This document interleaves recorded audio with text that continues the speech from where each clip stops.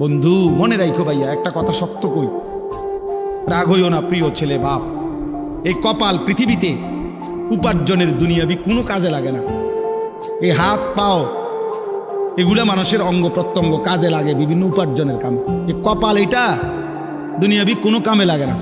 দেখ কোনো কাজের জন্য ওটা দিয়ে কোনো উপার্জনের কোনো কামে, দুনিয়ার কামাইয়ের কোনো কাজে এই কপালের এটুকু জায়গা ব্যবহার হয় না, এটা লাগে না আর কি।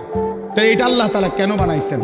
খোদার কসম রব্বুল আলামিন এই কপাল শুধুই সেজদার জন্য বানাইছেন, শুধু সেজদার জন্য।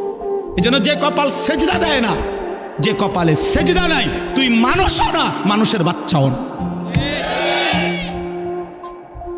ইনসানের কোনো কাতারে সে পড়ে না, সে কোনো মানুষের কাতারে পড়ে না। ইনসানের কোনো কাতারে পড়ে না যার কপালে সেজদা।